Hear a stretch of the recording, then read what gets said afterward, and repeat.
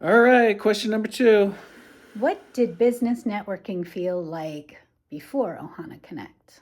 Whew. What was missing? Oh, I have wow. been to many business Many, networking events. many. In my old days, that's how I helped build my old business, the pest control business in San Diego. I built mostly through networking events, through both through the Chamber of Commerce and through independent business networking organizations. Honestly, what was it like? Not great. I mean, on one hand, they were awesome. It was really largely how I helped build my business. So fruitful, yes. Um, Not always a lot of fun, mostly not fun. Occasionally some fun, but mostly not that fun. A lot of awkward conversations, I would say. A lot of people that maybe you didn't always enjoy talking with, but mostly they felt extremely transactional, as Oh I yeah, would say. all business, all capital, Everyone a commerce. lot of times like just waiting for their time to give their little thing, their little 1 minute time. Elevator speech. uh, Immediately always looking to connect with the one person, right? Just the one. Let me give you my card, let me give you my thing. And then also too, one of the things I never liked about the ones they had like a requirement for a number of referrals and that kind of thing. I felt like you didn't always get solidly good referrals and leads because people are passing something just so they have something to pass. You know, you fill out the little slip and you pass it around. Maybe not always filtering for the highest Yeah, level because of you're things required because it's like a quota thing. a quota So I thing. didn't really like that. It felt like a lot of like going through the motions. So really, that was important for me when we were building this. Is let's create something that's different on every level possible. We really strive, I think, to make something that it feels like an experience. It feels enjoyable. It feels like the whole community piece of it really is so foundational, right? We have the 7 core principles that really tie it all together. And really, it feels like when people come to our thing, like when I interviewed Greg, he said, Mm. when I came in, he said, you could feel the aloha. And I thought that was awesome because it's like it's that friendly, welcoming. Like we're not just here to like hand do a thing, robotic. We're gonna shake hands, do the thing, but we're here to actually make connection, actually get to know each other, actually build valuable skills. That's what I think is important. We both came from business backgrounds. So I came from University of Utah, so Salt Lake City, about a few million people there. And I did real estate investing. So I went to every REIA club, REIA. So it's in every major city. And Salt Lake City, Utah had about 200 members and two different REIA clubs. So you could be north or south. I also ran a fire inspection company, like fire extinguisher, sprinkler alarm, suppression system, restaurants, fire hydrants, all that inspection stuff. And ran 20, 30 guys, did 50 new accounts a day, business to business with a bunch of dudes, successful. And also went to BNI's business networking. What's it called? Business networking? Yeah, BNI. BNI. International, I International. think.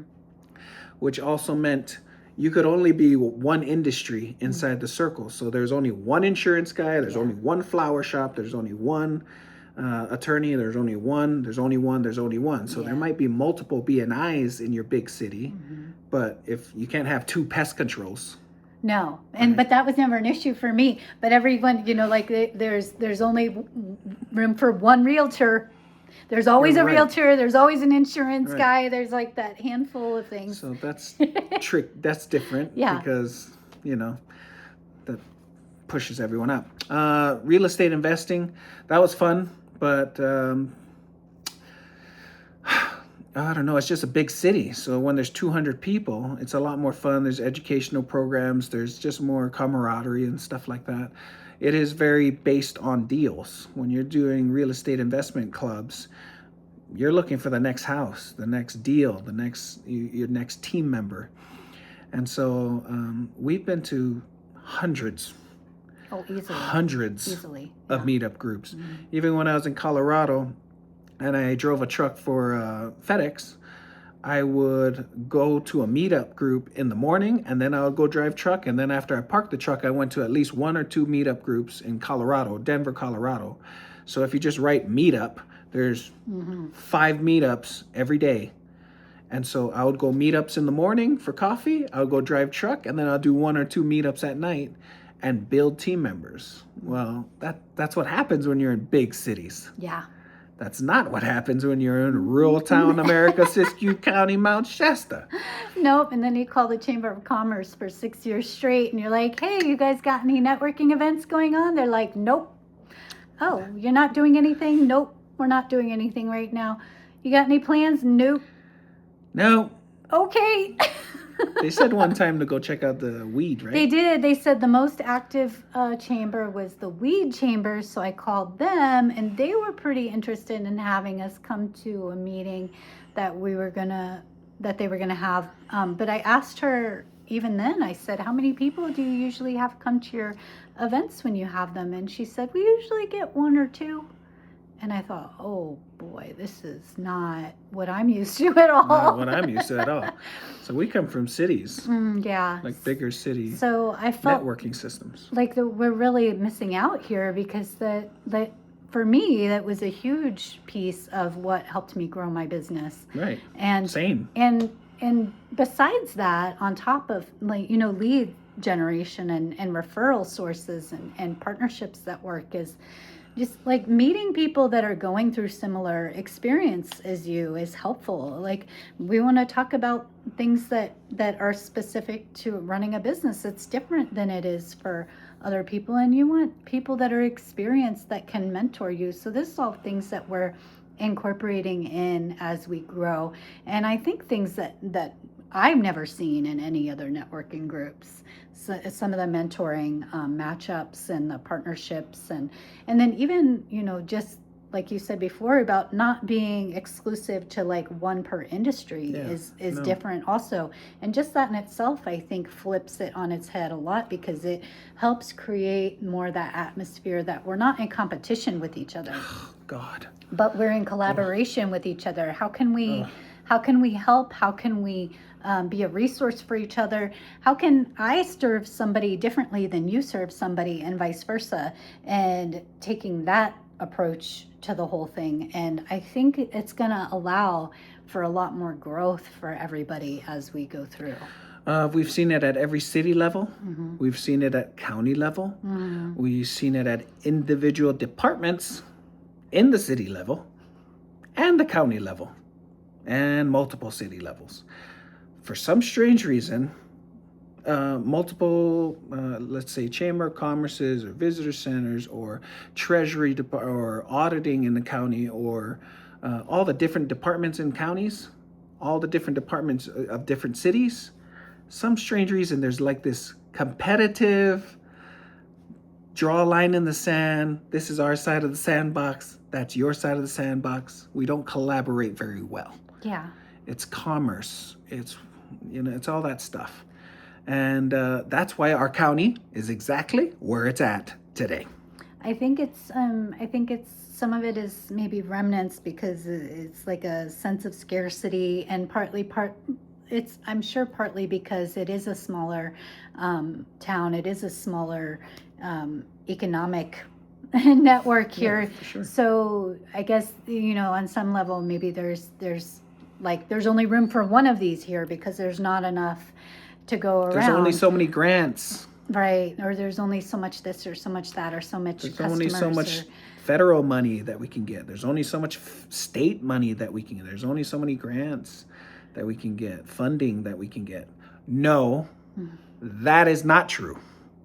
Okay, it's just you haven't learned how to work cohesively with each other. And being open to creative ideas, I think, is opening up to the possibility that there are other ways that we could go about things. Of ways.